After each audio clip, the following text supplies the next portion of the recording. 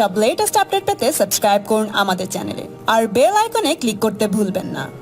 একজন মহিলার খোঁজ পাওয়া গেছে যার 3টে ফ্ল্যাট এবং তার বাড়িতে 21 কোটি টাকা ইত্যাদি পাওয়া গেছে, এবং আরেকজন মহিলার খোঁজ পাওয়া গেছে যার সঙ্গে সম্পর্ক, মোনালিসা তার নাম, তিনি একটি ইউনিভার্সিটিতে পড়ান, শান্তিনিকেতনে থাকেন, তার নামে 10টা ফ্ল্যাট আছে।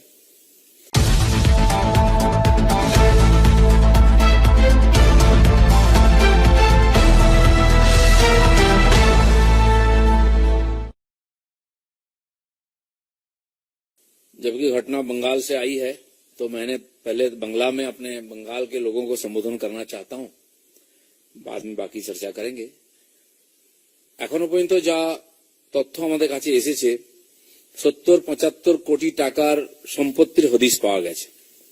এরপরেও সোনা ইত্যাদি আছে, তার দাম কত হবে আমি জানি না। একজন জেলা প্রেসিডেন্ট টিএমসির অনুব্রত মণ্ডল, সবচেয়ে দবং নেতা, তার দেহরক্ষীর কাছ থেকে 150 কোটি টাকার প্রপার্টি পাওয়া গেছে। সেই হিসাবে একজন মন্ত্রিত্ব বেশি হওয়া উচিত, না হলে তার সম্মান থাকে না। একজন মহিলার খোঁজ পাওয়া গেছে যার 3টে ফ্ল্যাট এবং তার বাড়িতে 21 কোটি টাকা ইত্যাদি পাওয়া গেছে, এবং আরেকজন মহিলার খোঁজ পাওয়া গেছে যার সঙ্গে সম্পর্ক, মোনালিসা তার নাম, তিনি একটি ইউনিভার্সিটিতে পড়ান, শান্তিনিকেতনে থাকেন, তার নামে 10টা ফ্ল্যাট আছে। তার বাংলাদেশের কানেকশন আছে তার প্রোফাইল থেকে, এবং বাংলাদেশে যাওয়া আসার অনেক তথ্য, বিভিন্ন নেতার সঙ্গে ছবি, এবং তার ব্যাগ আছে, বঙ্গবন্ধুর ছবি ইত্যাদি তথ্য আছে। এই ধরনের একটা ভয়ঙ্কর পরিস্থিতি। পরশুদিন লক্ষ লক্ষের সমাবেশ থেকে মুখ্যমন্ত্রী প্রথম নৈতিকতার কথা বলছিলেন যে আমাদের ধনবান নয় হৃদয়বান হতে হবে, তার পার্টির লোকেদের জন্য বলছিলেন। আগে দেশ, পার্টির চেয়ে দেশ বড়।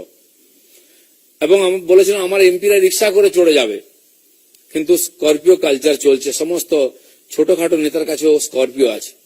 4 কোটি টাকার গাড়ি চড়ে ওদের কাউন্সিলর। একদিন পরে দেখা গেল একজন মন্ত্রীর এত সম্পত্তি। তারপরে বলা হচ্ছে প্রতিহিংসা। কেউ বলছেন যে সিবিআই যারা করছিল ইডি কেন এসেছে, কেউ বলছেন যে যদি আমাদের নেতাদের কোনো ক্ষতি হয় আমরা সিবিআই কে ইডি কে দেখে নেব, ধমকি দেওয়া হয়েছে কাল পর্যন্ত। আর এখনো মহামন্ত্রী পার্টির এবং মন্ত্রী যখন অ্যারেস্ট হয়েছেন, আমি জানি না কি বলবেন, তারা বলছেন ওই মহিলার সঙ্গে পার্টির কোনো সম্পর্ক নাই, ওই টাকার সঙ্গে পার্টির কোনো সম্পর্ক নাই। কাল হয়তো বলবেন পার্থবাবুর সঙ্গে পার্টির কোনো সম্পর্ক নাই।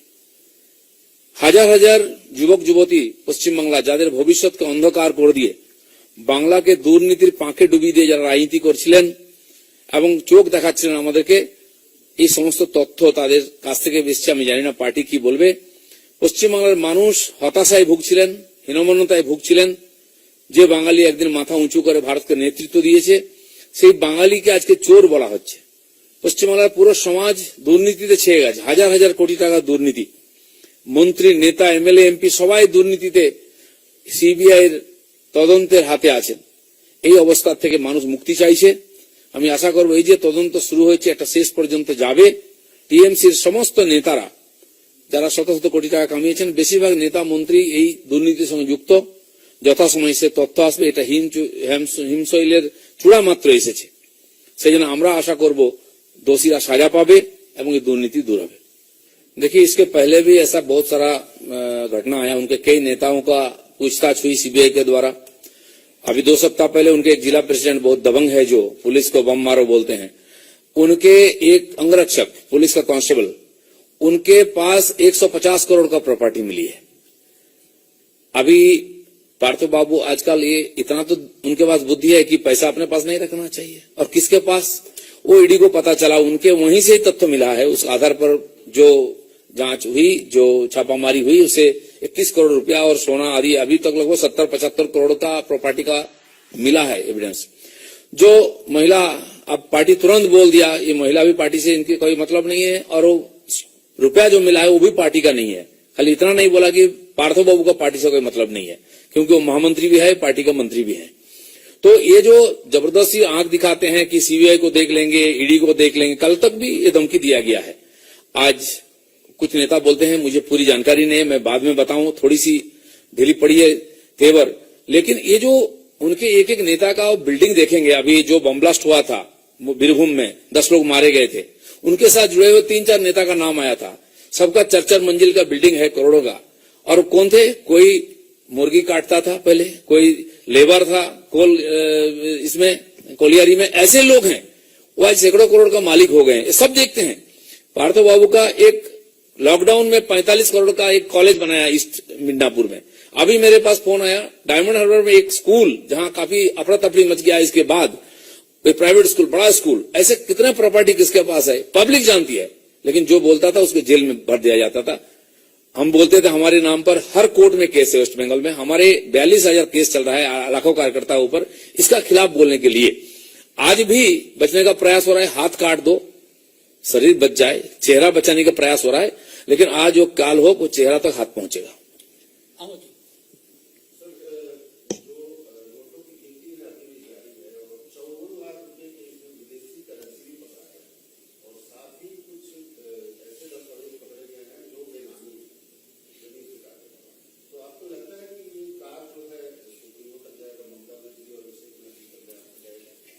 जाना चाहिए। जो उस मंत्री का प्रशंसा करते हैं, यहां तक वो लेडी का भी प्रशंसा कुछ दिन पहले की ममता बनर्जी ने।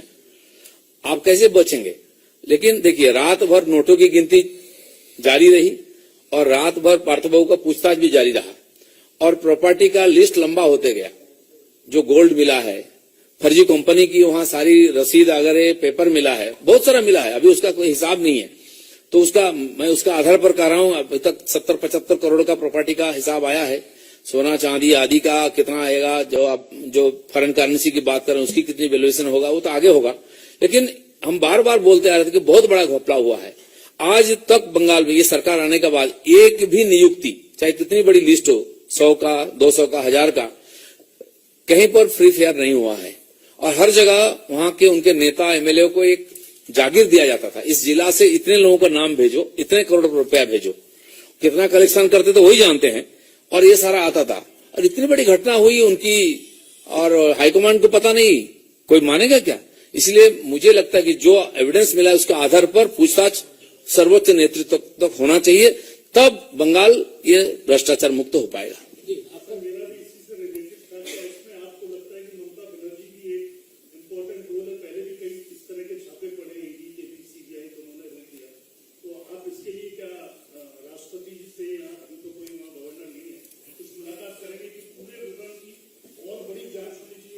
देखिए, अभी प्रोसेस जारी है, बहुत सारा छापामारी हो रही है, आगे भी होगा। जो वहां से एविडेंस मिल रहा है उसके आधार पर बहुत लोगों का नाम आएगा, बहुत नेताओं का, और आगे बढ़ेगा। बाकी इस मामले में इतना बड़ा भ्रष्टाचार पूरा देश को हिला देने वाला, और जो बड़े बड़े बात करने वाले हैं, सबसे ज्यादा विरोधी, देश का राष्ट्रीय नेता बनने के लिए मोदी जी को टक्कर देने वाले नेता, वो इसमें है।